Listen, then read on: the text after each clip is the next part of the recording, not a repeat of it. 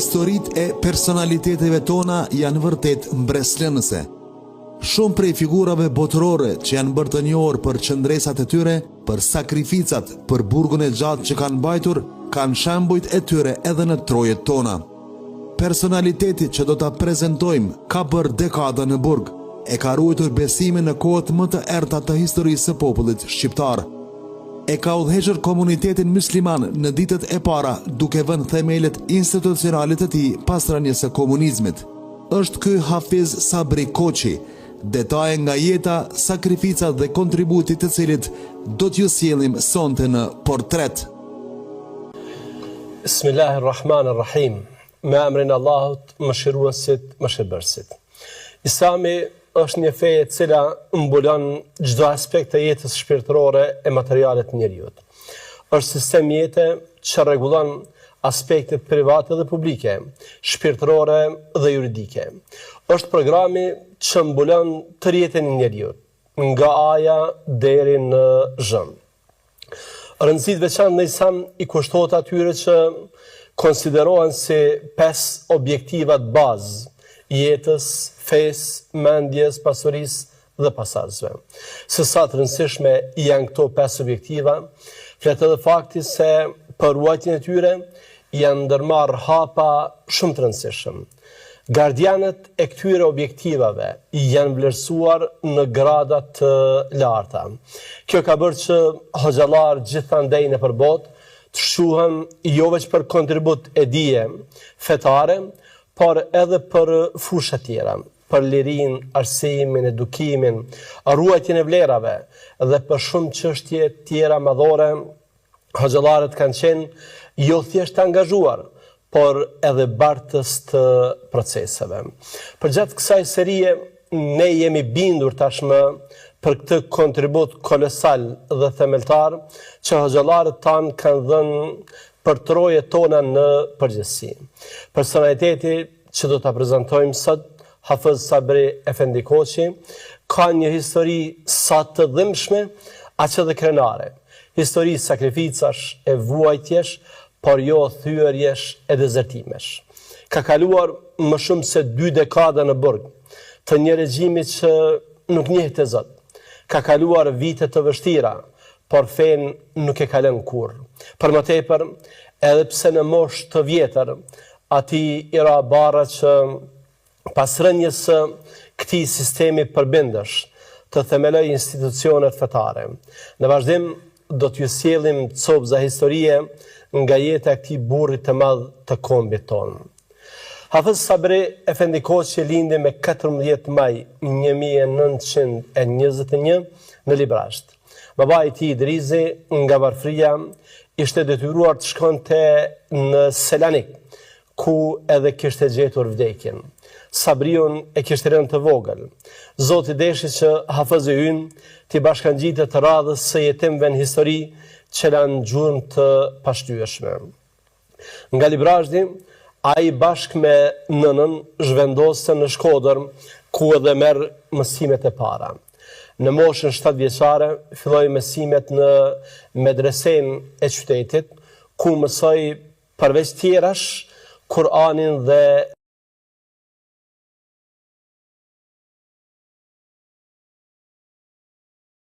tajvidin.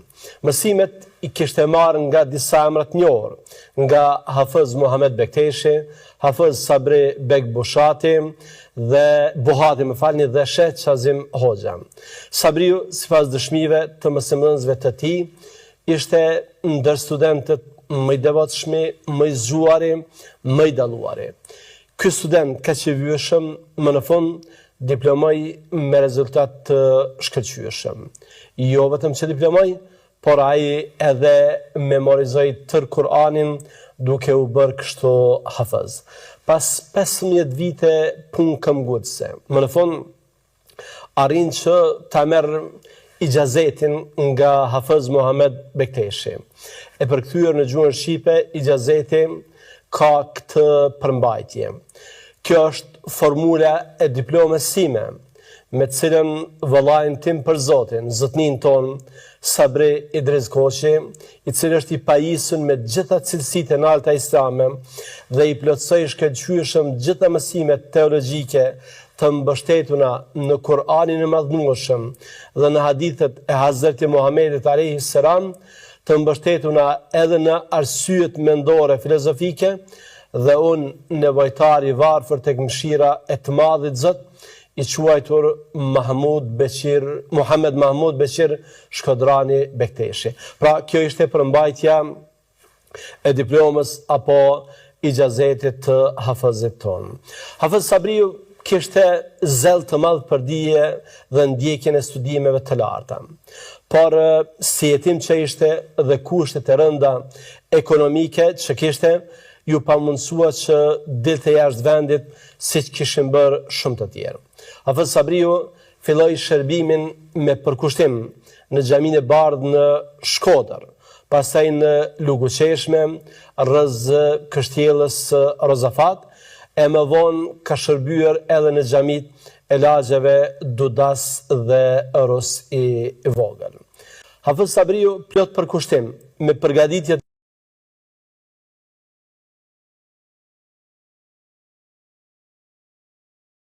lartë fetare me argumente bindëse, duke rrokur problemet që shqetësonin besimtarët, me fjalën e thjeshtë, por të zjarrt, shtonte radhët e besimtarëve.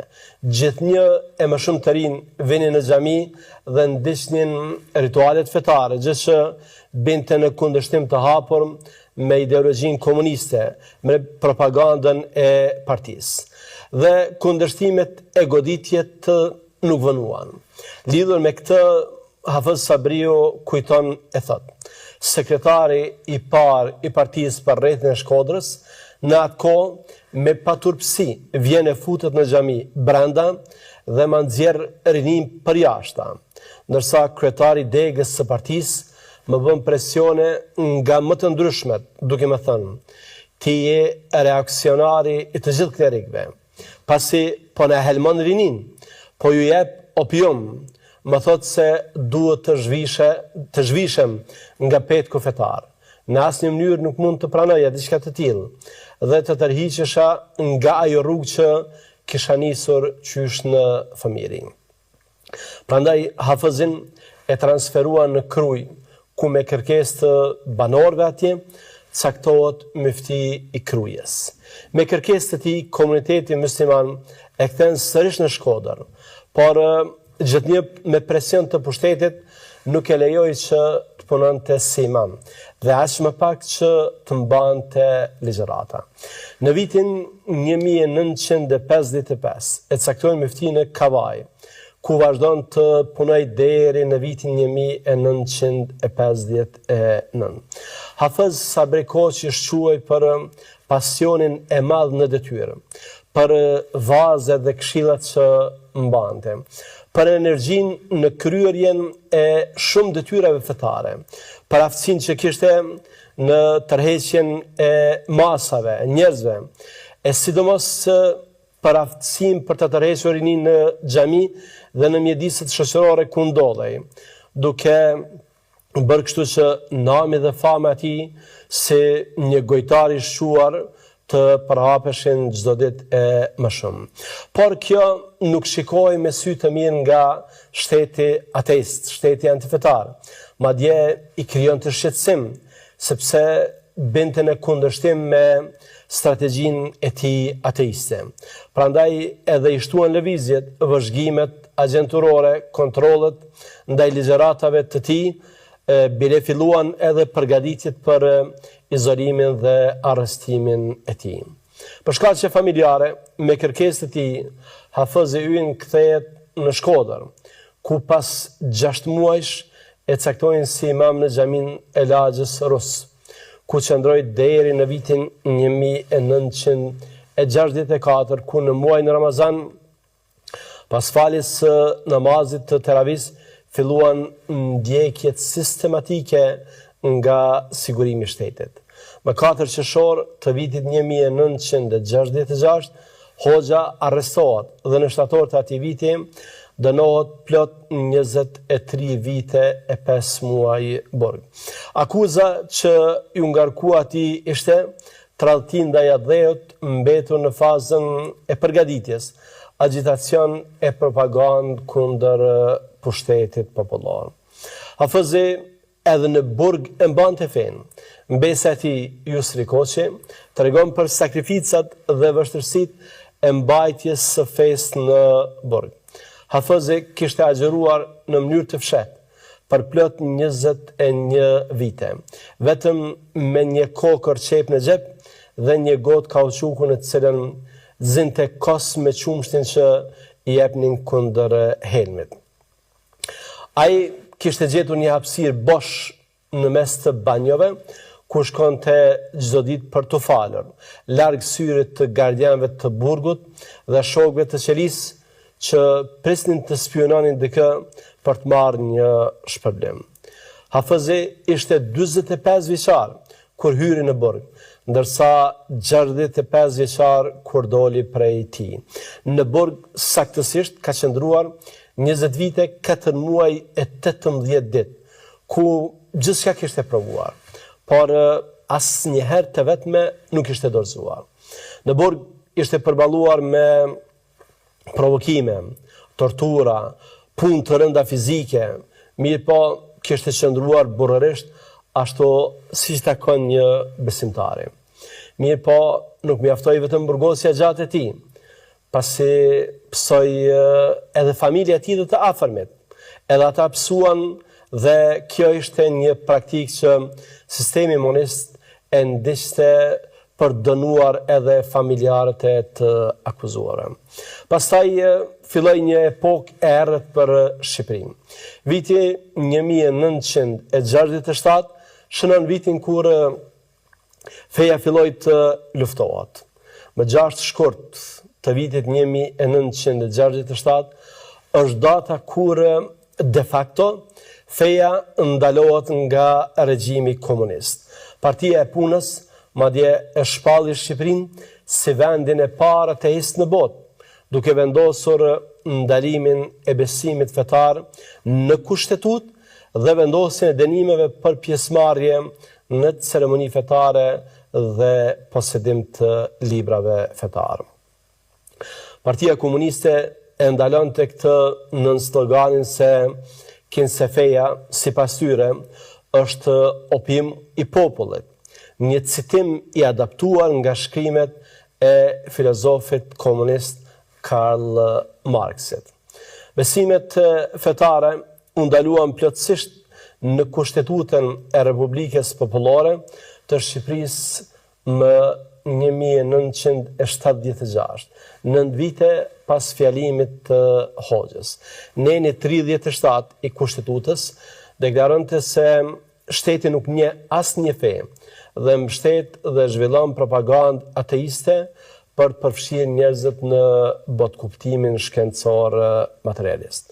Ndërkohë, Neni 55 ndalonte krijimin e ndonjë organizate me karakter fetar. Sipas Muzeut të Kujtesës, një projekt në internet nga Instituti Shqiptar i Studimeve Politike, u mbyllën gjithsej 2169 institucione fetare, në mesin e të cilave 740 xhami, 608 kisha ortodokse, 157 kisha katolike dhe 530 tyrbe dhe teqe. Trashëgimia kulturore dhe historike u shkatrua së bashku me tonë. Hafizi pas një periudhe den nga burgu. Nga dalja prej burgut e deri në vitin 1990, Hafizi edhe pse ishte në moshë të shtyrë, ishte i detyruar që të punonte punë fizike, çka nuk përputhej askund me profesionin e tij. Ai kishte gjetur një punë si punëtor krahu në lavatricën e larjes së zhavorit, në ndërmarrjen e parafabrikateve bujqësore. Pas 20 vite punë, krahu në burgje ju përvesh sërish punës, por me fillimin e proceseve demokratike, u ngjallën shpresat edhe për besimtarët muslimanë. Me 1 nëntor të vitit 1990, hafëzët i shkojnë në vendin e punës një grup të rinj nga Shkodra dhe kërkojnë prej tij që të bashkohej me ta për të hapur xhaminë e Plumbit. Entuziazmi i tyre e ringjall hafëzin, duke u plotësuar kërkesën me përkushtimin më të madh. Kështu, me datën 16 nëntor të këtij viti, 1990, pra, në prani të mira qytetarëve, në një aktivitet të jashtëzakonshëm, hapet xhamia e Plumbit. Prej kësaj dite, 16 nëntor 1990, në udhëheqjen e Hafëz Sabri Koçit, filloi ringjallja e Islamit në Shqipëri. Në fillim ishte krijuar shoqata Bashkësia Islame Shqiptare me qendër në Shkodër, ndërsa në vitin vijues, gjithsesi më 23 janar 1991, u zyrtarizua Bashkësia Islame Shqipërisë me qendër në Shkodër. Më 14 shkurt 1991, Hafëz Sabri Koçi u zgjodh kryetar i Këshillit të Komunitetit Musliman të Shqipërisë. Kontributi i tij për kohën që është në krye të hierarkisë më të lartë islame shqiptare është vërtet i madh dhe për të çmuar. I gjendur përballë institucioneve islame plotësisht të shkatëruara, para një mungese shumë të madhe të kuadrit, para një baze materiale të azhësuar, para brezave të trinjeve që kërkonin të mësonin fen, para një mungese të bibliotekës islame, ai e filloi punën e tij me entuziazmin më të madh, duke zgjidhur gradualisht një varg detyrash komplekse, të cilat vijojnë edhe tani, kur kemi një popull të arsimuar, një inteligjencë të madhe në numër, një rini të shkolluar, por me predispozita për të përqafuar besimin e vet, në kushte të një Evrope me rrezatime të gjithanshme kulturore e fetare. Kryetari Hafëz Sabri Koçi me 7 tetor 1991 i drejtohet Ministrisë së Kulturës, Rinisë dhe Sporteve me një shkresë ku kërkon që të mundsoj botimin e një gazete për muslimanët shqiptarë. Me 19 dhjetor të këtij viti, pra të vitit 1991, doli numri i parë i gazetës Shkëlqimi Islam, si organ i shoqatës Rinia Islame e Shqipërisë. Me 10 janar 1992, doli numri i parë i gazetës Drita Islame, si organ i përdyjavshëm i komunitetit musliman shqiptar. Më vonë dolen edhe gazeta tjera islame si Gazeta Shpresa, që ishte organi i shoqatës së intelektualëve islam, pastaj Gazeta Triumfi Islam e gazetat tjera. Përveç këtyre gazetave, u botuan edhe me qindra libra me përmbajtje fetare dhe kulturore. U themeluan mbi 10 medrese në për qytetet kryesore të Shqipërisë. U rindërtuan dhe u ndërtuan nga themeli me dhjetra xhami. Të gjitha këto u bën në udhëheqjen e këtij burri të madh, e Hafëz Sabri Koçit, i cili merrte pjesë si përfaqësues i Shqipërisë në për kongrese, simpoziume, konferenca, seminare ndërkombëtare në shumë shtete e në shumë kontinente. Këto vlen të përmenden disa prej tyre. Ka marrë pjesë në Kongresin Islam në Kairo më 24 prill 1991. Pastaj ka marrë pjesë në Kongresin e Muslimanëve të Evropës Lindore në Sarajevo me 3 dhe 4 shtator të vitit 1991. Më 15 deri me 28 shkurt të vitit 1992, Hafëz Sabri Koçi vizitoi Kuvajtin, Arabinë Saudite, Gjermaninë, Maqedoninë, Belgjikën, Kroacinë, Italinë dhe Turqinë. Ndërsa ndërmjet viteve 1994 dhe 1995 Ai vizitoi Shtetet e Bashkuara të Amerikës, disa shtete të Afrikës, Italinë, Turqinë, Zvicrën, Anglinë, Kuvajtin, Egjiptin dhe Libin. Hafiz Sabri Koçi jo vetëm që ka vizituar pothuajse gjitha vendet e botës, por ai gjithashtu ka pritur në Tiranë, në Shqipëri, me qindra mijëra vizitorë, individ e delegacionit të ndryshme nga bota mbar.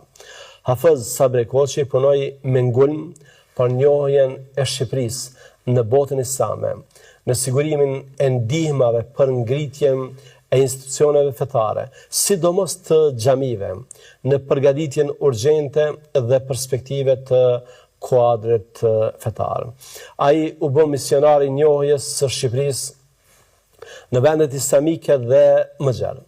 Nga respekti që gëzonte, ai ishte zgjedhur edhe kryetar nderi i Këshillit Islamik për Evropën lindore. Për Hafiz Sabriun janë thënë fjalë të mira të shumta.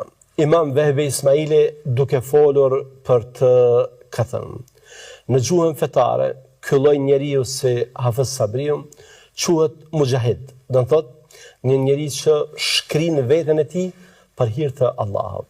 Është me të vërtetë një nder që ai ndodhet mesin ton, që nuk kurseu as jetën për ruajtjen e shtrirjen e normave morale islame, të luftuara aq egërsisht nga diktatura e shtetit të parë ateist në botë. Ne e falenderojmë për këtë, por shpërblimi i tij do të jetë tek Zoti për shërbimin e madh që i ka bërë fesë islame. Mejid Uvejsi, rahmet past, ka shkruar një poezi përplot me fjalë meradie për Hafizin. Personalisht e kam pas lejen sa ka qenë gjallë për të poezi, prandaj nderuar televizikues do t'ua lexoj. Lum Shqipnia për këtë burr. Kush beson kur nuk dëshpërohet, e rrëzojnë e përsëri çohet. Natë e ditë me shpresë duke prit, që mëngjesi të zbardh me dritë. Në Shkodër, kur xhamia e plumbit u shel, sikur trëndafili nga gonxha kur del. Hafiz Sabriu fliste qartë për udhën e drejtë e të lartë. Errësirës si lëvendës kun, dritën islame e përhapi gjithkund. Si val deti i shkon të zëri ka qielli, në Shqipëri polin dielli. Polin dielli i islamizmit, po përëndon terri i komunizmit. Fliste Hafiz Sabriu për kombet dhe, jemi vëllezër nga cila do fe. Kemi një krijues, Allahun Perëndin, kemi një adhe me Kosovën e Qamrin. Fjalët e tij rrezet e Kur'anit po ndriçojnë çdo anë të vatanit. Kanë me ndriçue për jetë e mot, sepse është drita e të madhit Zot. Të madhit Zot i lutem për mëshirë për Hafizin, njeri burr e dashamir. Se goja mjalt i rrjedhte sigur, lum Shqipnia për këtë burr. Hafiz Sabri Koçi ka ndruar jetë me 18 qershor 2004, ditën e xumë, në mbrëmje në moshën 83 vjeçare, duke rënë pas vete një emër të paharruar në historinë islame shqiptare. Në ndarje të nderuar televizikues, do donim që të përfitojmë disa mësime nga jeta dhe veprimtaria e këtij burrit të madh. Hafiz Sabriu është fryt i edukimit nga një nën e përkushtuar. Në historinë islame ne kemi shembuj të tillë të shumë, të nënave që ummetit i dhanë bijt të dalluar. Imam Maliku, Imam Shafiu, Imam Ahmedi, që të tre ishin fryt i edukimit nga nëna përkushtuara. Qëndresën pavarësisht rrethanave, është mësim që e marrim nga jeta e këtij burri të madh. Ai u burgos, u torturua, por fen kur nuk e la. Po kështu nga jeta e tij mësojmë për rëndësinë e themelimit dhe organizimit institucional të jetës fetare. Pas kaosit të shkaktuar nga regjimi ateist, Hafiz Sabriu i themeloi institucionet fetare duke vënë jetën fetare në binar të duhur. Zoti e mëshiroft Hafiz Sabriu dhe e shpërbleft për mundje madh që ka bërë për fe dhe deri në takimin tonë të radhës, Allah në lësë që të na ketë në mbrojtjen e tij. Assalamu alaikum.